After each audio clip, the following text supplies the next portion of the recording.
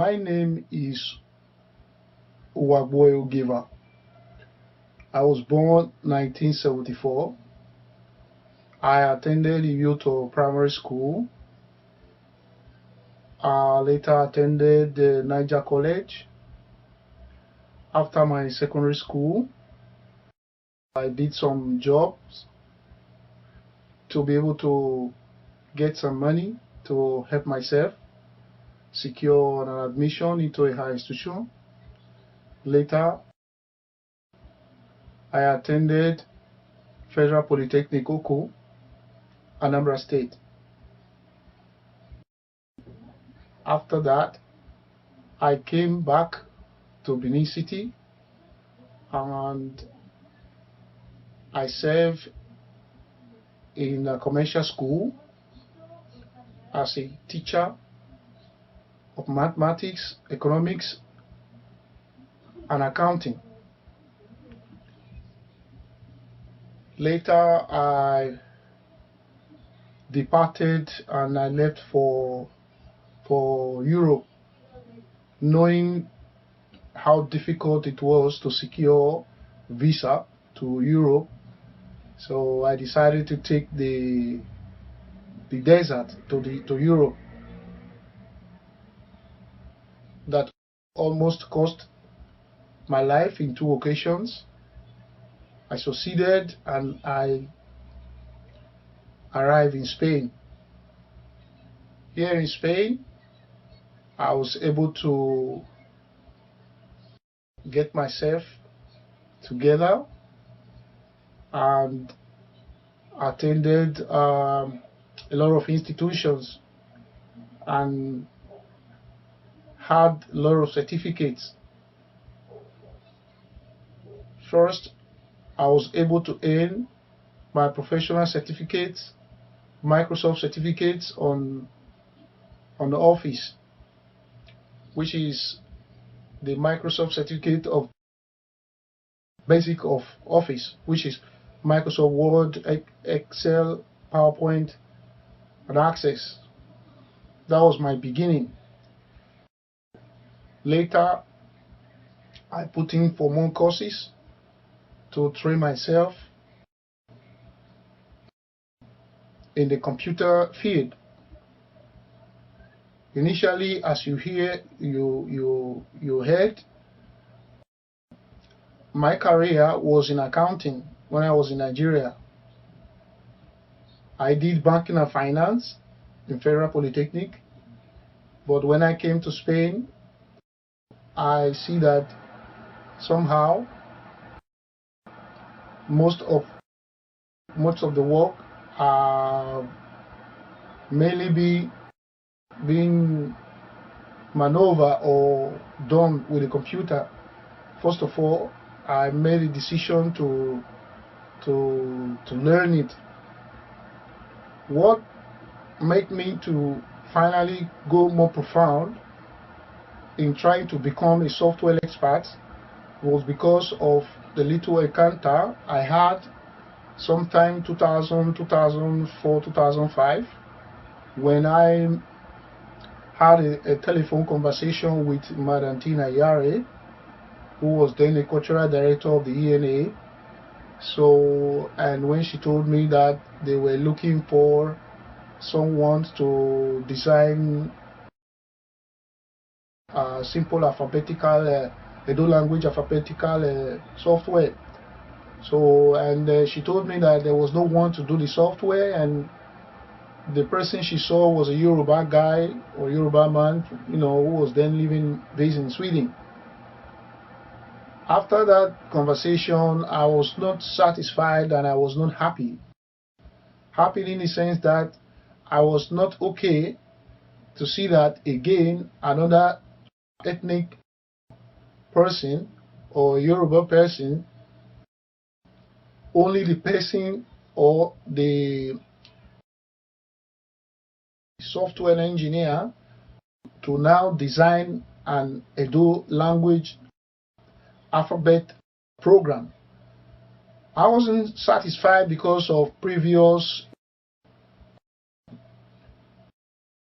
encounter, the previous situations and issues.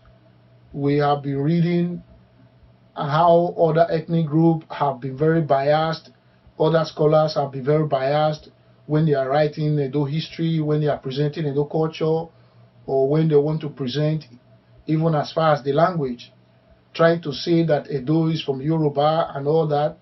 Most of Edo history was messed up because of this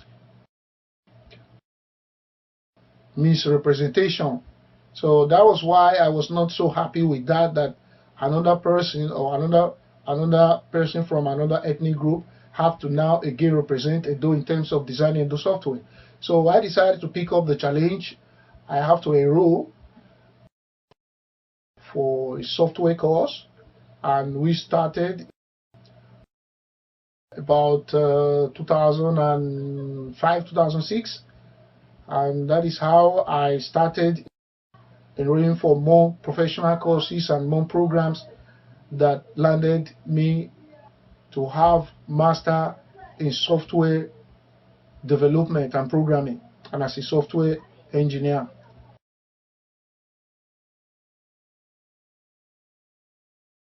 What has kept me going has been determination. What has kept me going has been to be focused, to know what I was looking for, what I was determined to do.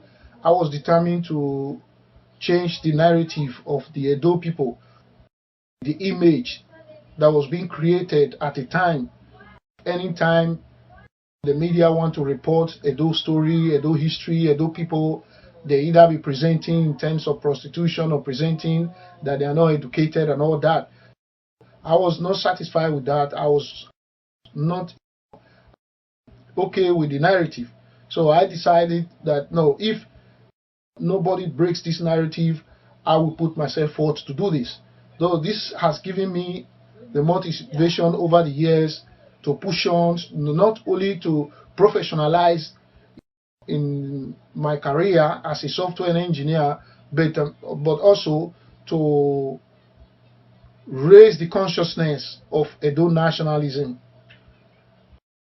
At the time, I have to design Edo national flag, as you can see at my back, design Edo national flag, which represented with the red, white, a little green color, the first head and the Ada and Eben on it, to raise up the Edo nationalist consciousness, to create the awareness for our people to be nationalist conscious, to build their self-esteem as a people.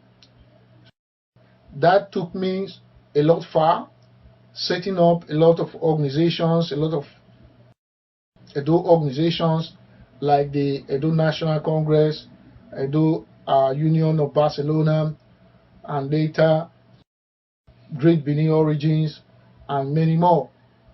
I was very passionate, and I'm still passionate about making a difference in the Edo world.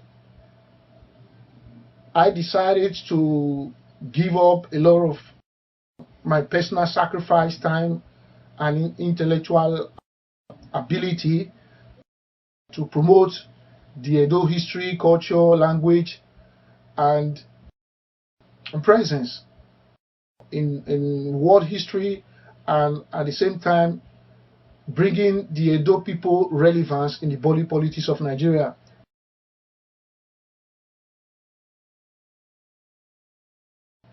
When you talk about what inspired me or what gave me lots of motivations, or books that motivated, engineered or motivated my continuous or serious push for Edo consciousness and nationalism, I think part of my awakening, my Pan-African awakening at the time, contributed. When you are in Nigeria, you don't have much of what is going on in the Western world. Not like now, today we have WhatsApp, we have Facebook, we have other medium that a lot of people can have information now. I bought a lot of books from Amazon, and some of those books were pre-colonial Africa, Western philosophy, and someone that had some little Christian background. I was very curious when I get to Europe. I saw the way the Europeans have developed their society, and I was very curious. That makes me to buy a lot of books to know what makes the Western world or the European society and system different from Africa.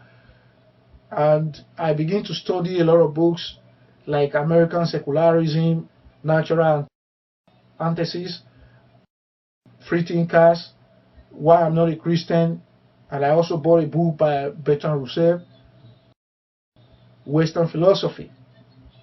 So I read these books. I also read a lot of authors like Cheikh Anta Diop, Moleku Ashanti. In fact, when I came across Naiwo Osaon, I read most of his articles, and I had to contact him, and he sent me most of his manuscripts, he sent me most of his articles, sent me most of his books, that in fact arose not only my awakening, my Pan-African consciousness, it also made me to feel proud of myself and feel there was need for someone to stand in the gap of trying to give the right information and right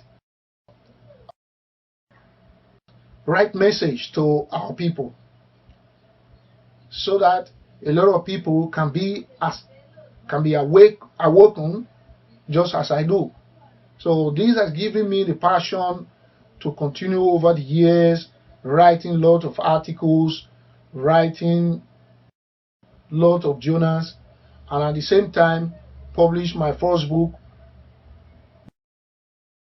Genesis of Great Benin Origin, 2019.